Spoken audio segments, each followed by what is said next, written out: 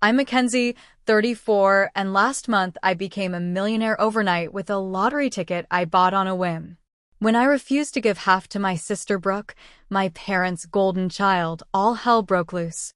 Nothing prepared me for walking into my apartment and finding my mother burning my lottery check while my father coldly stated, "If you won't share, you won't get a penny." But their smug faces turned to shock when I burst out laughing. Before I tell you why, let me know where you're watching from. Hit that subscribe button and settle in because this family drama has a twist they never saw coming. Growing up in our middle-class suburban home in Ohio wasn't exactly the picture-perfect childhood you'd see in family sitcoms. From the moment my sister Brooke was born when I was 6, it became painfully obvious who the favorite child was. While most parents try to hide their preferences, mine never bothered with such pretenses. When Brooke wanted dance lessons, they found the money. When I needed a graphing calculator for advanced math, I worked extra shifts at the local grocery store. Brooke's artwork was prominently displayed throughout the house. My academic achievements were met with casual nods. "That's nice, Mackenzie, but did you see what Brooke made today?"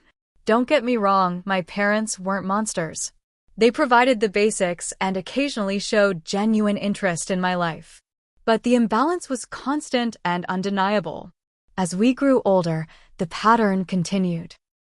Brooke dropped out of college to find herself, and my parents supported her financially through 3 different majors and 5 career changes. Meanwhile, I worked through school, maintained a scholarship, and still graduated with substantial student loan debt. By the time I reached my 30s, I'd built a decent life for myself. I had a steady job as a marketing coordinator for a healthcare company, a small but comfortable 1-bedroom apartment, and enough savings to occasionally treat myself to dinner out or a weekend trip. I wasn't wealthy by any means. Student loans still consumed a significant portion of my monthly budget, but I was proud of my independence. That Tuesday started like any other. I stopped for gas on my way home from work, mentally calculating how much I could afford to put in the tank until payday.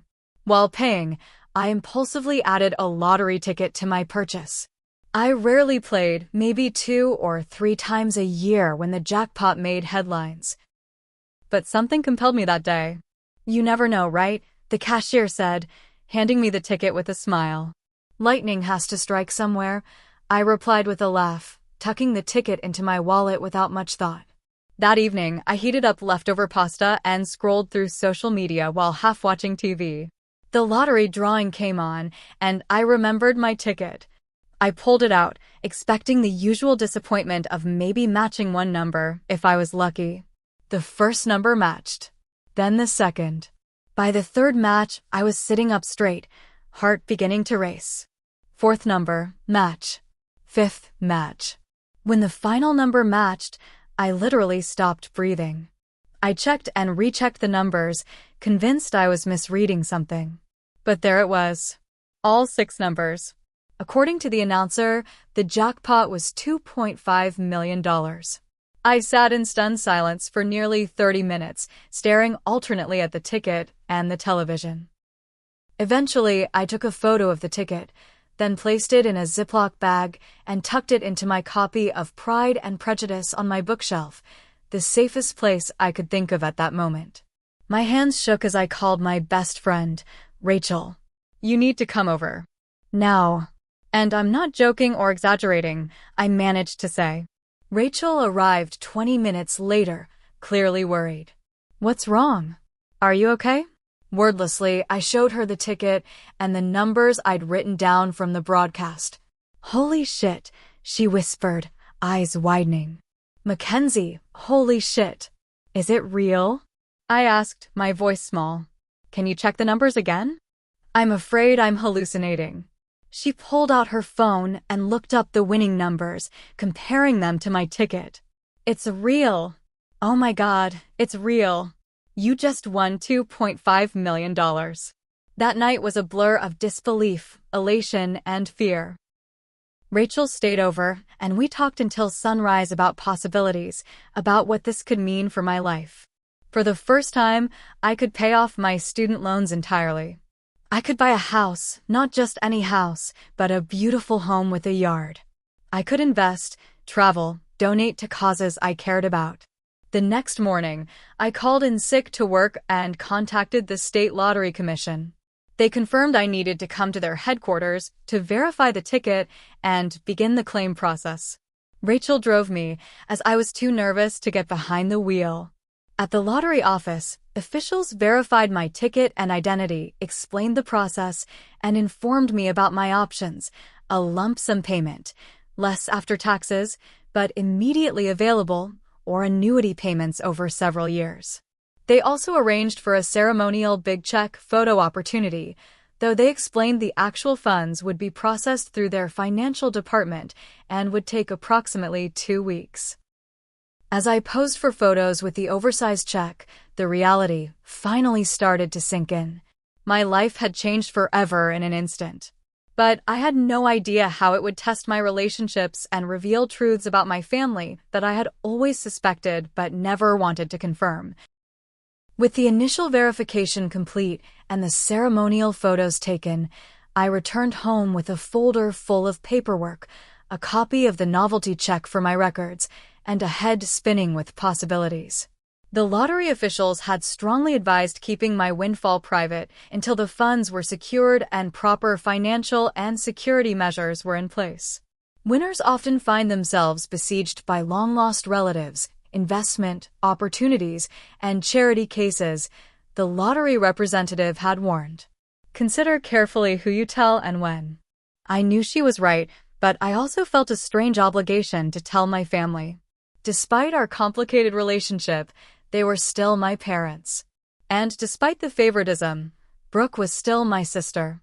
Part of me, a part I'm not proud of, also wanted them to see that I had succeeded in this unexpected way. Maybe now they would finally see me. After a few days of deliberation, I decided to share my news during Sunday dinner at my parents' house, a monthly tradition I maintained more out of duty than enjoyment. I arrived early, helping my mother prepare the meal while mentally rehearsing how I would tell them. "You seem different today," my mother observed, eyeing me as she chopped vegetables. "Did something happen at work?" "You could say something happened," I replied, unable to suppress a small smile. "But let's wait until everyone's here." My father joined us, asking about my apartment's persistent plumbing issues, problems I would soon be able to leave behind forever. When we sat down to eat, I took a deep breath and decided it was time. "I have some news," I began, my heart pounding. "Something pretty incredible happened last week. I won the lottery." My parents stared at me in disbelief. "The lottery?" my father repeated. "Like $20? "No," I said, my voice steadier than I expected. "The state lottery." I matched all 6 numbers. It's $2.5 million. The silence that followed was profound. Then both my parents erupted in exclamations of shock and congratulations. My mother actually got up to hug me, something that rarely happened in our family. "Oh my goodness, Mackenzie. This is unbelievable," she exclaimed. "Wait until Brooke hears this." And there it was. Not even a full minute of celebration before my sister was mentioned. As if on cue, the front door opened and Brooke swept in, fashionably late as usual. "Sorry I'm late. Traffic was awful." "What did I miss?" My mother practically tripped over herself rushing to deliver the news. Mackenzie won the lottery. $2.5 million. Brooke's expression shifted rapidly from surprise to excitement to something more calculating. She hugged me with unusual enthusiasm. "That's amazing, Mac. We're going to have so much fun with this." I felt a knot forming in my stomach at her use of we. Before I could respond, my father chimed in. "This is perfect timing, actually. Brooke, tell your sister about your situation." Brooke at least had the decency to look slightly embarrassed. "It's not a big deal, really. I'm just in a bit of a financial bind with the business." The business was her latest venture, an online boutique selling overpriced bohemian clothing that she'd started 6 months ago after abandoning her job at a marketing firm. I'd already heard from my parents that it wasn't going well. "It's more than a bit of a bind," my father corrected. The credit card debt alone is nearly $30,000, and then there's the inventory loan. Dad, please, Brooke interrupted, shooting him an annoyed look before turning back to me with a practiced smile. But hey, that's not important right now. This is about your amazing news. Though, I mean, if you were thinking about helping family, I wouldn't say no. I sat there, food forgotten, as I processed what was happening. Not a single question about how I felt about winning. No inquiries about my plans or dreams. Just an immediate pivot to how my windfall could solve Brooke's problems. I haven't even received the money yet, I said carefully. There's a whole process, and I need to speak with financial advisors about the best way to. But you will help your sister, of course, my mother interjected, as if it were already decided. Family helps family. And with so much money, you can easily spare enough to clear Brooke's debts and give her business a proper chance. The knot in my stomach tightened. I haven't made any decisions yet. This just happened, and I'm still processing everything. What's there to process? My father asked, his tone shifting from celebratory to something harder. Your sister needs help, and now you can provide it. That's what family does. What about my student loans? I countered. Or the fact that I've been living paycheck to paycheck while trying to build some kind of security for myself. Don't I deserve to take care of my needs first? Don't be selfish, Mackenzie, my mother said, her voice taking on the disappointed tone I knew all too well. Your sister has a real business with real potential. This could be her big break. And what about my big break? I asked, feeling a lifetime of resentment bubbling to the surface. For once in my life, something amazing has happened to me, and immediately it becomes about Brooke. Brooke's expression turned hurt. I can't believe you're being like this. If I won, I would share with you without hesitation. The hypocrisy of that statement was almost laughable. When Brooke had received a $10,000 inheritance from our grandmother 3 years ago, she'd spent it all on a luxury vacation to Bali without so much as offering to take any of us to dinner. The rest of the meal devolved into tense conversation, with my parents alternating between guilt trips and thinly veiled demands. By the time I left, the joy of my windfall had been thoroughly tarnished. Instead of celebrating with my family, I drove home fighting back tears of frustration and disappointment. Once home, I poured myself a glass of wine and called Rachel. That bad, huh? She asked after I recounted the dinner disaster. They didn't even wait 5 minutes before making it about Brooke, I said, my voice breaking. Not a single question about what this means for me or what I might want to do with my own money. I'm not surprised, but I'm still sorry, Rachel replied gently. What are you going to do? I took a deep breath. Exactly what I planned before dinner. Pay off my debts, secure my future, and make smart decisions. And apparently, set some very firm boundaries with my family. Little did I know how severely those boundaries would be tested in the coming days. The morning after the disastrous family dinner, my phone began ringing at 7:30 a.m. It was my mother. I've been thinking about our conversation last night, she began without preamble. I think you were just overwhelmed, which is understandable. But now that you've had time to sleep on it, I'm sure you see how important it is to help your sister. I pinched the bridge of my nose, already feeling a headache forming. Mom, it's not even 8 o'clock and I'm getting ready for work. Can we talk about this later? What's there to talk about? This is what family does, Mackenzie. Your father and I have always taught you girls to support each other. The irony of this statement was not lost on me. I need to go. We'll discuss this another time. Before she could respond, I ended the call and silenced my phone. I needed space to think clearly without the constant pressure. At work, I met with my supervisor and vaguely mentioned that I might need to take some personal time in the coming weeks to deal with a family situation. I wasn't ready to disclose my win to my workplace, especially since the funds hadn't been transferred yet. During my lunch break, I checked my phone to find 3 missed calls from my mother, 2 from my father, and a text from Brooke. Hey sis. Just wanted to say I totally understand you needing time to process everything. No pressure. But when you're ready to talk, I have some spreadsheets showing exactly how much I need to clear my debts and get the business profitable. Love you. Red heart. I closed the message without responding. That afternoon, I contacted a financial advisor recommended by the Lottery Commission, someone experienced in working with sudden wealth situations. We scheduled an appointment for the following day. That evening, the calls continued.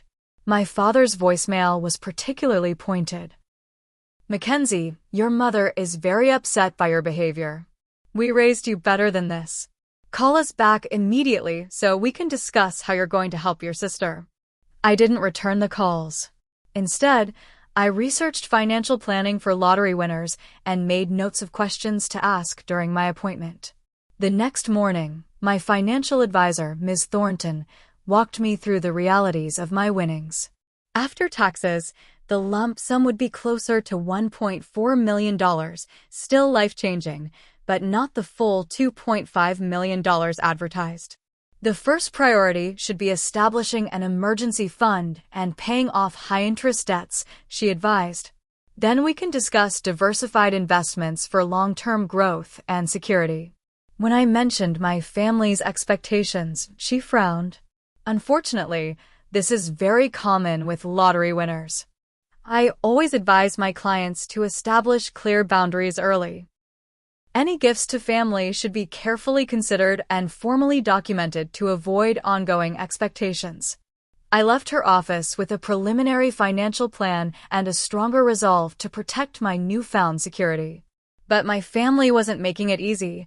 That evening, I received a group text from my mother, including both my father and Brooke. We're all getting together tomorrow evening at 7 to discuss the family financial plan now that Mackenzie has come into this blessing. Mackenzie, please bring whatever paperwork you have so far so we can understand the timeline. I stared at the message in disbelief. The audacity of scheduling a family financial plan meeting without even consulting me was staggering. I replied simply, I won't be attending. My financial decisions are my own to make. The response was immediate and heated. My father called, and when I didn't answer, he left a voicemail. Your behavior is completely unacceptable. After everything we've done for you, this is how you repay us? By turning your back on your own sister when she needs help? I'm extremely disappointed in you. The barrage continued through the next day. Brooke tried a different approach, sending a long emotional text about how her business was her dream and how with just a small portion of my winnings, she could make it successful and pay me back someday. Meanwhile, I returned to the Lottery Commission to finalize my decision to take the lump sum payment. I participated in the official big check ceremony for their press materials, holding the oversized novelty check while cameras flashed. The lottery officials again reminded me that the actual funds would be processed within 2 weeks. After the ceremony, I stopped by a secure post office box I had rented and deposited the ceremonial check, along with copies of all my lottery documentation. The originals were stored in a safe deposit box at my bank. I was taking no chances with these important papers. When I arrived home that evening, I found my parents and Brooke sitting in their car outside my apartment building. My stomach dropped as I parked and reluctantly approached them. We need to talk, my father said firmly. Since you wouldn't come to us, we've come to you. I glanced around the parking lot, aware that this was not a conversation I wanted to have in public. Fine, but I have nothing new to say. Once inside my small apartment, the tension was palpable. My mother immediately began examining the space with thinly veiled disapproval, while my father positioned himself commandingly in the center of the living room. Brooke perched on the edge of my couch, looking uncomfortable but determined. This has gone on long enough, my father began. You've had time to process your good fortune, and now it's time to discuss how this will benefit the family. Specifically, my mother added, how much you'll be giving to Brooke to clear her debts and properly fund her business. I took a deep breath. I've thought about this a lot, and I've decided that I need to secure my own future first. I have student loans to pay off, retirement to plan for, and student loans, my father interrupted incredulously. You're going to be a millionaire. Who cares about student loans? I do, I replied firmly. I've worked hard to stay afloat with those payments for years. And the money isn't as much as you think after taxes. But still plenty to help your sister, my mother insisted. Brooke leaned forward. Mac, I only need about $80,000 to clear everything and have a proper marketing budget. That's nothing compared to what you're getting. $80,000 is not nothing, I countered. And what happens when that runs out? Will you need another infusion of cash in 6 months? That won't happen, Brooke insisted, though her eyes slid away from mine. This is different. I just need a proper chance. Like the proper chance you had with graphic design? Or interior decorating? Or becoming a yoga instructor? I couldn't keep the bitterness from my voice. Each time, Mom and Dad supported you financially, and each time, you abandoned it when it got difficult. That's enough, my father said sharply. Your sister is trying to build something of her own. All she needs is adequate capital, which you now have in abundance. This is about family responsibility, Mackenzie. Where was this family responsibility when I was working 2 jobs to pay for college? I asked, years of resentment finally spilling over. Where was it when I needed help with the down payment for a car so I could get to work? You've always had different standards for Brooke and me. That's not true, my mother protested weakly. It is true, and we all know it, I said, my voice trembling slightly. For once in my life, something good has happened to me, and I deserve to enjoy it without guilt or manipulation.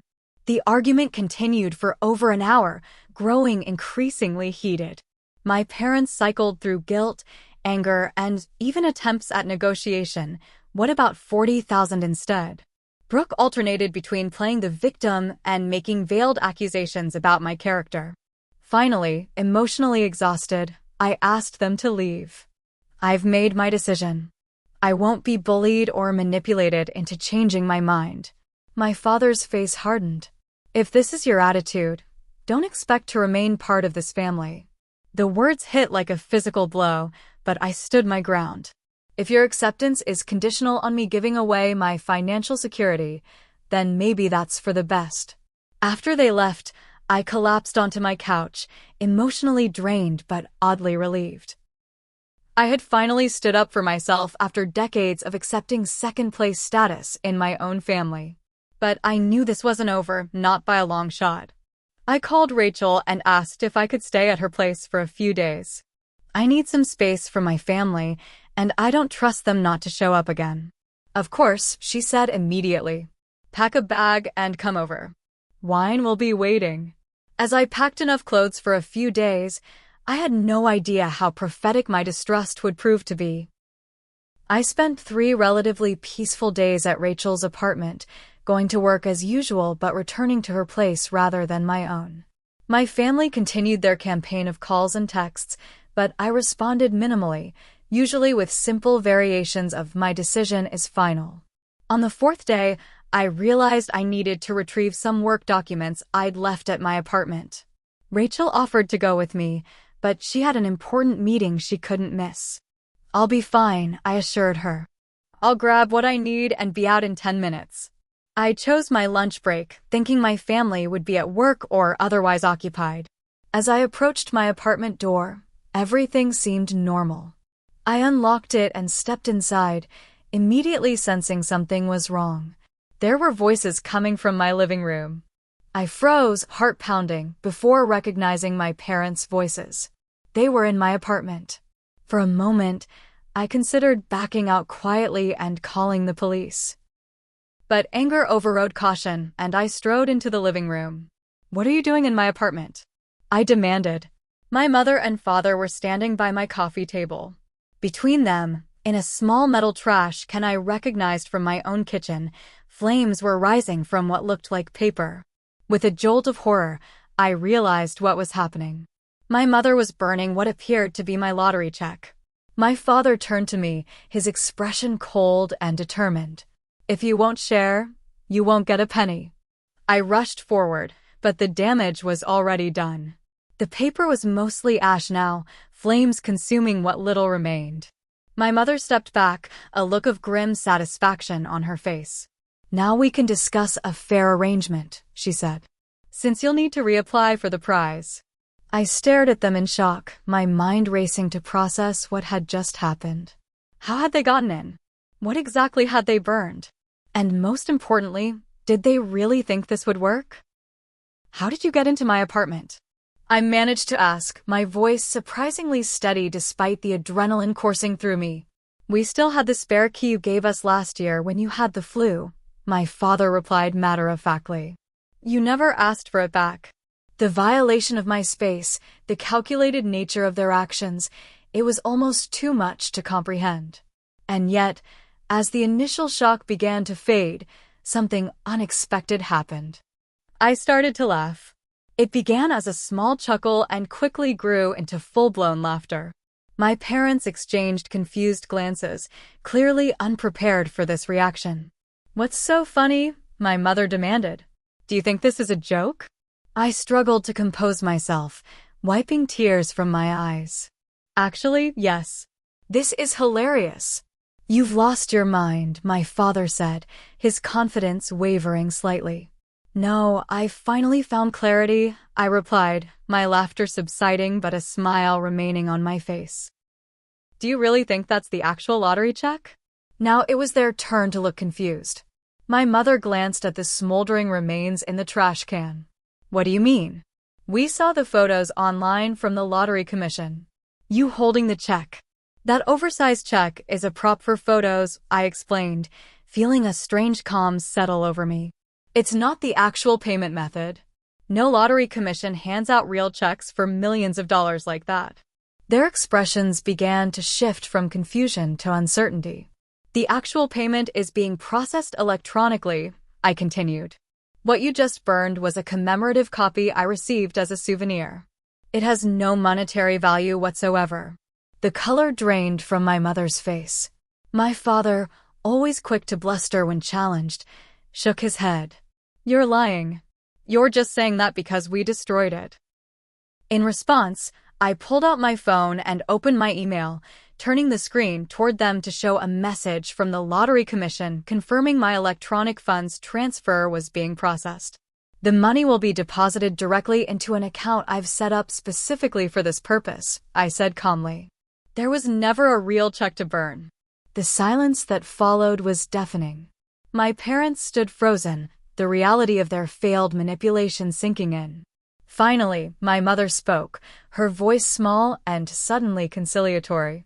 Mackenzie, we were just trying to break into my apartment and destroy what you thought was my financial security? I finished for her. Yes, I can see that. You're blowing this out of proportion, my father attempted, his authoritative tone returning. We're your parents. We were just trying to bring you to your senses. By committing breaking and entering and attempted destruction of property, I shook my head in disbelief. Do you have any idea how unhinged that sounds? Just then, the front door opened and Brooke walked in, carrying a takeout bag. She stopped short when she saw me. Oh, you're here. She looked nervously between me and our parents. I was just bringing lunch for Mom and Dad while they talked to you. While they trespassed in my apartment and tried to destroy what they thought was my lottery check, I corrected, watching her eyes widen. I didn't know they were going to do that, she protested quickly. They just said they were going to wait for you to come home so we could all talk again. Whether she was telling the truth or not didn't really matter anymore. The fact that any of them thought it was acceptable to enter my home without permission spoke volumes. All of you need to leave. Now. My voice was steady, but there was no mistaking the finality in it. Mackenzie, please, my mother began, her tone shifting to pleading. We made a mistake.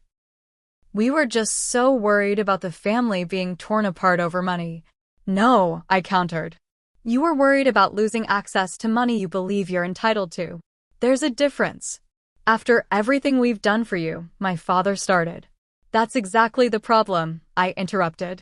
You've convinced yourselves you've done so much for me, when the reality is I've been largely on my own since I was a teenager. You're not entitled to my lottery winnings, and your actions today have shown me exactly who you are. I moved to the door and held it open. Leave now, or I call the police and report a breaking and entering. Your choice. They gathered their things in stunned silence. As Brooke passed me at the door, she paused. This isn't fair. You're being cruel. No, Brooke, I replied quietly. Cruel is expecting someone to sacrifice their financial security for your series of failed ventures. Cruel is supporting parents who would break into your sister's apartment to destroy her property. You've always been the favorite, and you've used that to your advantage your entire life. That ends today.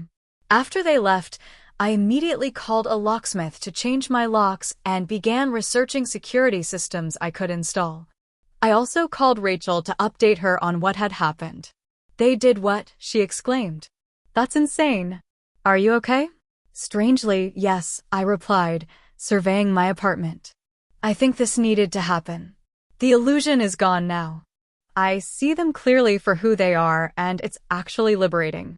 That night, I received a flurry of texts from extended family members, aunts, uncles, cousins, all expressing concern about the family rift and urging me to reconsider my harsh stance against my parents and sister. Clearly, my family had been busy spinning their version of events. I didn't bother responding. Instead, I focused on finishing my packing. I had already given notice at my apartment and found a short-term rental in a secure building across town. No one in my family knew the address, and I intended to keep it that way. As I sealed the last box, I felt a weight lifting from my shoulders. The money hadn't even hit my account yet, but I was already experiencing a different kind of wealth, the richness of clarity, and the luxury of finally prioritizing myself. The day after the burning incident, I took a personal day from work to handle several important matters. First, I met with a lawyer recommended by my financial advisor to discuss the legality of my family's actions and how to protect myself going forward. Breaking and entering is a criminal offense, the lawyer, Ms. Patterson, explained. As is destruction of property, even if what they destroyed was ultimately just a souvenir. I don't necessarily want to press charges, I said, still conflicted despite everything. I just want them to leave me alone. A restraining order might be appropriate, then, she suggested.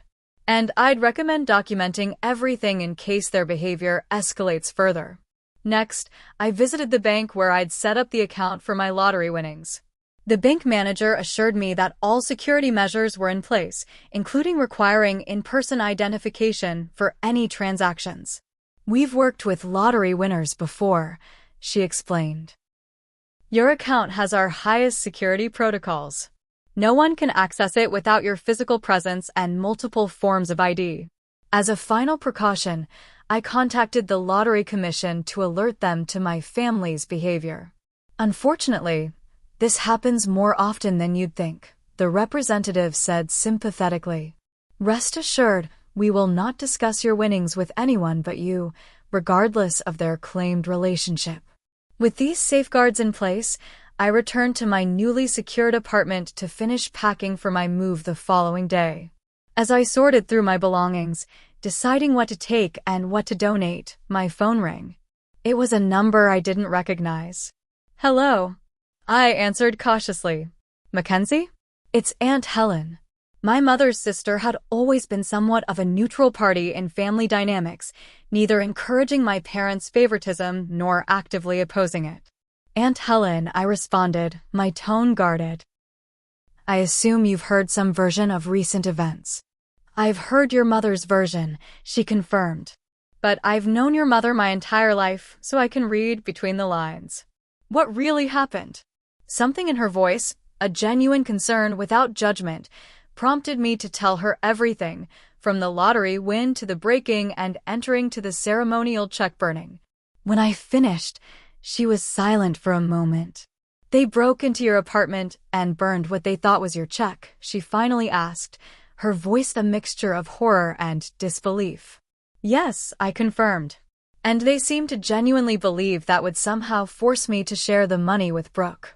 Good Lord, she muttered. I knew your mother could be dramatic, but this is criminal behavior. The irony is, there was never an actual check to burn, I explained. The lottery doesn't work that way. The giant check from the ceremony is just for publicity photos. The real payment is processed electronically. Aunt Helen gave a short, incredulous laugh. So they committed a crime for absolutely nothing? Essentially, yes. Despite everything, I found myself smiling at the absurdity of it all. The look on their faces when I explained that to them. I can imagine, she said. Listen, Mackenzie, I'm sorry this happened to you. And I'm sorry that your win has been tainted by all this ugliness. You deserve to enjoy your good fortune without this drama. Her understanding was unexpected and touching. Thank you, Aunt Helen. That means a lot. For what it's worth, she added, your mother has been calling everyone in the family trying to rally support for her side. But after hearing what really happened, I think you'll find most of us are appalled by their behavior. After we hung up, I felt a small measure of relief knowing that at least some of my extended family understood the reality of the situation. The next day, as professional movers loaded my belongings into their truck, my phone began ringing repeatedly. It was my parents. After the fifth call in 10 minutes, I finally answered. What do you want? I asked, my patience exhausted. We need to talk, my father said, his tone notably less commanding than usual. Your mother and I have been discussing things, and we realize we may have overreacted. Overreacted. I repeated incredulously. You broke into my apartment and tried to destroy what you thought was my financial security. That's not overreacting, that's criminal. We were upset. My mother chimed in from what must have been speakerphone. We weren't thinking clearly. But we're your parents, Mackenzie. Surely we can move past this misunderstanding. This wasn't a misunderstanding, I corrected her. A misunderstanding is when we miscommunicate about dinner plans. What you did was deliberate and calculated. The point is, my father interjected, we want to apologize and start fresh. Family is more important than money. I agree completely, I replied. Which is why I was so shocked that you were willing to destroy our relationship over money that isn't even yours. There was an uncomfortable silence before my mother spoke again. Brooke is very upset. She feels like you're punishing her for our actions. I sighed, watching as the movers carried out the last of my boxes. I'm not punishing anyone. I'm protecting myself from people who have demonstrated they don't have my best interests at heart. So what now? My father asked. You're just going to cut us off completely? For now, yes, I said firmly. I need time and space. I've arranged for my mail to be forwarded, and I'm moving today. Please don't try to contact me for a while. I'll reach out if I'm ready. You can't just disappear, my mother protested. We're your family. Family doesn't break into each other's homes and destroy their property, I reminded her. I have to go now. As I ended the call, a text came through from Brooke. I know you're angry, but you're being unfair. I had nothing to do with what Mom and Dad did. Call me when you stop being so selfish. The lack of self-awareness was staggering. I blocked her number without responding. That afternoon, as I was settling into my new apartment, a modern one-bedroom in a secure building with a 24-hour doorman, I received an email notification from my bank. The lottery funds had been deposited. It was official. I was now a millionaire. I sat on my new couch, surrounded by half-unpacked boxes, and allowed myself a moment to truly feel the significance of this change in my life. Despite all the family drama, despite the betrayal and hurt, this was still an incredible blessing. My phone buzzed with a text from Rachel. All settled in? How's the new place? It's perfect, I replied. And the money just hit my account. Champagne time, she responded immediately. I'll be there in 30 minutes. We're celebrating properly this time. As I awaited Rachel's arrival, I reflected on how differently everything might have unfolded if my family had simply been happy for me. If they had respected my autonomy and my right to make my own financial decisions. If their love had truly been unconditional. But their actions had revealed important truths, painful ones, yes, but necessary to acknowledge. And perhaps that clarity was its own kind of fortune. When Rachel arrived with champagne and takeout from my favorite restaurant, We toasted not just to my financial windfall, but to new beginnings and true friendship. To boundaries, Rachel said, raising her glass. And to seeing people clearly, I added, clinking my glass against hers. As we ate and talked about my plans for the future, I felt a sense of peace settling over me. The money would change my life in many ways, but the most valuable change had already occurred. I had finally recognized my own worth and stood firm in protecting it. The weeks following my move were filled with a strange mix of exhilaration and adjustment. With Ms. Thornton's guidance, I systematically addressed my financial priorities. First came my student loans, nearly $68,000 worth of debt that had shadowed me since graduation. Submitting that final payment brought an unexpected emotional release. I actually cried as I clicked the Pay Off Remaining Balance button. Next, I established a robust emergency fund and set up diverse investment accounts designed for long-term growth. I purchased a modest but beautiful 3-bedroom house in a quiet neighborhood with excellent security features. Nothing extravagant or flashy, just a solid, comfortable home that I owned outright, with no mortgage hanging over my head. "You're being remarkably sensible," Ms. Thornton commented during one of our meetings. "Most clients in your position immediately buy luxury cars or take lavish vacations." "I've waited too long for financial security to risk it now," I explained. "Though I did book a 2-week trip to New Zealand for next month," I added with a smile.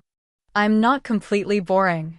At work, I gave my notice, explaining to my surprised supervisor that I had come into an unexpected inheritance, a small lie that seemed safer than announcing a lottery win. I agreed to stay on for 6 weeks to properly train my replacement and transition my projects. Through it all, I maintained my distance from my immediate family. They continued their attempts to contact me, sometimes apologetic, sometimes accusatory, but I held firm to my boundaries. I did, however, cautiously reconnect with a few extended family members who had reached out with genuine concern. Aunt Helen and I began meeting for coffee every other week. During one such meeting, she updated me on the family situation. "Your parents are telling everyone they're giving you space," she said with a knowing look. "But the reality is they're beside themselves that they can't find your new address. Have they shown any real remorse?" I asked, though I already knew the answer. She shook her head. "They're convinced they were justified in trying to help you see reason. Your mother actually said they did it because they love you too much to let you make such a selfish mistake." I sighed. "And Brooke?" Well, that's interesting," Aunt Helen said, leaning forward. "Her business has officially folded. Apparently, she took out some high-interest loans that she can't repay." "I'm sorry to hear that," I said, and was surprised to find I genuinely meant it. Despite everything, I didn't want my sister to suffer. "Don't be too sorry," Aunt Helen replied. "Your parents refinanced their house to bail her out." "Again?" "They what?" I was genuinely shocked.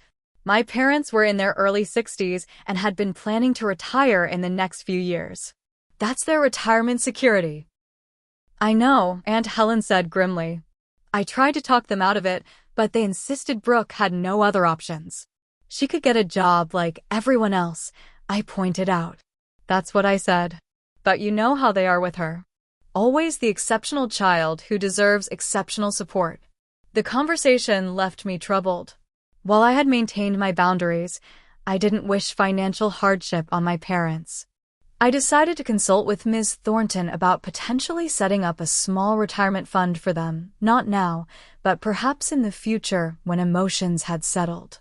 Meanwhile, I was discovering the joy of financial freedom coupled with purpose. With Ms. Thornton's help, I established a modest foundation focused on providing financial literacy education to young adults. I partnered with local community colleges to offer workshops on budgeting, understanding credit, and basic investing principles, all the knowledge I had struggled to acquire on my own. I also made anonymous donations to causes I cared about, a shelter for domestic violence survivors, the public library that had been my sanctuary growing up, and a scholarship fund for first-generation college students. These acts of giving brought me more satisfaction than any luxury purchase could have. I wasn't just changing my own life, I was creating ripple effects that might change others' lives too. Rachel remained my steadfast supporter through all of these transitions. When I confessed my guilt about not helping Brooke despite having the means to do so, she provided a valuable perspective. "Your sister doesn't need a bailout. She needs to learn consequences," Rachel pointed out. "If you step in now, you're just replacing your parents as her safety net. Nothing will change." "I know you're right," I sighed. "But I still feel this nagging guilt." "That's because you're a good person," Rachel said firmly. "But being a good person doesn't mean being a doormat. You can be generous without being exploited." About 3 months after the burning incident, I received an unexpected email from Brooke. Unlike her previous messages, this one seemed more reflective. "I've been doing a lot of thinking about everything that happened. I realize now how entitled I must have seemed about your lottery win. The truth is, I was desperate. My business was failing and I was too proud to admit it. That doesn't excuse my behavior or mom and dad's, but I wanted you to know that I understand better now why you reacted the way you did. I miss my sister." I read the email several times, trying to gauge its sincerity. Was this a genuine moment of growth for Brooke, or another manipulation tactic now that her financial situation had deteriorated? After careful consideration, I replied with a brief but not unkind message. "Thank you for your email, Brooke. I appreciate your reflection on what happened. I'm still processing everything and need more time before considering any kind of reconciliation. I hope you're finding your way forward." Her response came quickly. "I understand. For what it's worth, I've finally taken a regular job, assistant manager at Riverside Cafe. It's not glamorous, but it's stable. Take all the time you need. I'll be here if you're ready." This small evidence of Brooke taking responsibility for her own financial situation was the first positive sign I'd seen. While I wasn't ready to fully reconnect, it left me open to the possibility that genuine change might be possible, eventually. As my new life took shape, I found myself experiencing a profound sense of peace. My days were filled with meaningful work through my foundation, enjoyable hobbies I'd never had time for before, and genuine connections with friends and the extended family members who respected my boundaries. The wealth hadn't changed who I was at my core. I still shopped sales and felt a twinge of guilt when splurging on expensive items. But it had removed the constant background anxiety about money that had been my companion for so long. More importantly, it had catalyzed a necessary transformation in how I viewed myself and my relationships. One evening, as Rachel and I enjoyed dinner on my new patio, she raised her glass in a toast. "To the unexpected silver lining," she said. "Without the lottery, you might never have seen your family so clearly or found the strength to prioritize yourself." I clinked my glass against hers, reflecting on the truth of her words. "Sometimes the greatest gift isn't the money itself," I replied, "but what it reveals about the people around you and about yourself." One year after the lottery, when that changed everything, I stood in the doorway of my home office, surveying the space I'd created for myself. Large windows overlooked a garden that was just beginning to bloom with spring flowers. The walls were lined with bookshelves containing volumes I'd always wanted to read, but never had time for.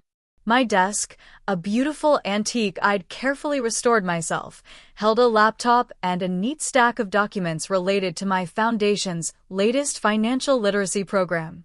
This room, like my new life, was entirely of my own making. Every element reflected my choices, my values, my vision, not those imposed by family expectations or financial limitations. It was a physical manifestation of the internal journey I'd undertaken over the past year. The path to healing hadn't been straightforward.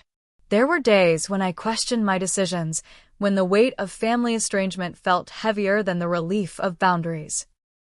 There were nights when I dreamed about reconciliation scenarios, waking with a confused mixture of longing and resolve. My therapist, another investment in myself I'd made after the lottery, had helped me navigate these complex emotions. Healing isn't linear, she often reminded me. And establishing healthy boundaries with family doesn't mean you've stopped loving them. It means you've started loving yourself. That perspective had been crucial as I cautiously began reconnecting with certain family members. Aunt Helen remained a steady presence, providing updates about my parents and Brooke without pressure or judgment. Through her, I learned that my parents had finally paid off the refinanced mortgage, thanks to my father postponing retirement and taking on consulting work. Brooke, meanwhile, had maintained her job at the cafe and even received a promotion to manager. According to Aunt Helen, she had also joined a financial management group and was slowly working to repair her credit. These positive developments had eventually led me to accept an invitation to meet Brooke for coffee about 8 months after our estrangement began.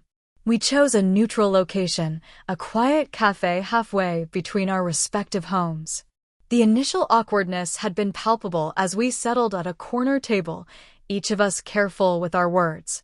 "You look good," Brooke had said, studying me. "Happy?" "I am," I confirmed. "And you?" "Aunt Helen mentioned you're doing well at the cafe." A flash of the old Brooke appeared, a slight wince at the mention of her service industry job, but it quickly passed. "It's been a learning experience," she admitted. "Not what I envisioned for myself, but I'm good at it, surprisingly." We talked carefully around the edges of the past at first, focusing on present circumstances and neutral topics. But eventually, we had to address the elephant in the room. "I'm sorry," Brooke said suddenly, interrupting a safe conversation about a new restaurant in town. "Not just for what happened with Mom and Dad in the check. For everything. For always expecting to be bailed out. For never considering what you might need." The sincerity in her voice caught me off guard. "Thank you," I said simply, giving her space to continue. "When your money didn't materialize to solve my problems, I had to face some hard truths," she continued. "I've never had to deal with consequences before. Mom and Dad always fixed everything, and I let them because it was easier. It's a pattern that started when we were kids," I acknowledged. "It wasn't entirely your fault. But I participated in it," she countered. "And I benefited from it at your expense." "I see that now." That first meeting had ended with a tentative hug and a promise to try again in a few weeks. We'd had several more coffee dates since then, each one a little more comfortable than the last. We weren't best friends, too much history stood between us for that, but we were finding a new, more balanced way to be sisters. My parents were a more complicated matter. While I'd exchanged a few brief emails with them, I wasn't ready for in-person contact. Their apologies still carried undertones of justification, suggesting they hadn't fully recognized the gravity of their actions or the patterns that led to them. "You'll know when or if you're ready," my therapist had assured me. And it's perfectly acceptable if that time never comes. That permission to prioritize my own well-being without guilt had been transformative. I'd spent so much of my life accommodating others' needs and expectations that establishing firm boundaries felt like learning a foreign language. But with practice, it was becoming more natural. The lottery money, while providing material security, had been merely the catalyst for this more profound personal growth. The true wealth I'd gained was in self-knowledge and self-respect. This perspective informed how I managed my financial windfall as well. Rather than defining myself by my bank account or allowing money to become my primary identity, I viewed it as a tool, one that could provide security, yes, but also one that could create positive impact. Through my foundation, I'd helped fund financial literacy programs that had reached over 500 young adults in the past year. The feedback from participants was often emotional. Many shared stories of being the first in their families to understand compound interest, investment basics, or the true cost of credit card debt. "You're not just teaching them about money," one community college partner had told me. "You're breaking generational patterns." That comment had resonated deeply with me. Breaking patterns. Wasn't that exactly what I'd done in my own life?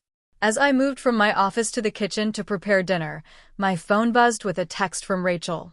Just confirmed reservations for New Zealand 2.0 next month. Pack your hiking boots.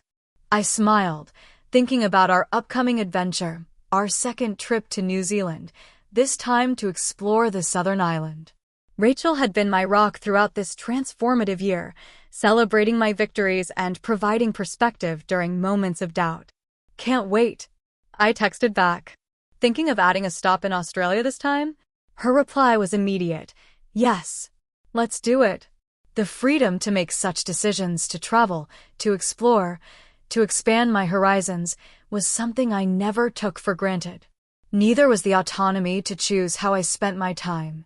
In addition to managing my foundation, I'd started taking classes in furniture restoration, a hobby I'd always been interested in but never had time to pursue. My dining room table was currently covered with the components of an antique radio cabinet I was bringing back to life.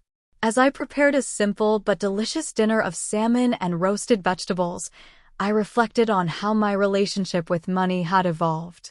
The initial panic about making mistakes with my windfall had given way to confidence in my careful decisions. The fear that wealth might change me fundamentally had been replaced by the understanding that it had simply revealed and amplified who I already was. Most importantly, I'd learned that financial wealth, while providing comfort and opportunities, wasn't the most valuable currency in life. Trust, respect, authentic connection, these were the true treasures, and they couldn't be purchased at any price. After dinner, I settled on my porch swing with a glass of wine, watching the sunset paint the sky in brilliant oranges and pinks. A year ago, I couldn't have imagined the life I now lived. Not just because of the financial changes, but because of the emotional freedom I'd claimed. The lottery had given me $2.5 million, but my own choices had given me something far more precious, a life aligned with my values, relationships based on mutual respect, and the quiet confidence that came from knowing my own worth. For anyone watching this who might be struggling with family boundaries or finding their own voice, I hope my story encourages you. It's never too late to recognize your value and require others to respect it. The path isn't easy, but the peace waiting on the other side is worth every difficult step. If my journey has resonated with you, I'd love to hear your thoughts in the comments. Have you ever had to establish difficult boundaries with loved ones? What helped you find the courage to stand firm? Share your experiences below and know that your story matters too. Don't forget to subscribe if you'd like to hear more real-life stories like mine, and hit that like button if this resonated with you. Thank you for listening, and remember, sometimes the greatest twist in your story is the moment you decide to become its author.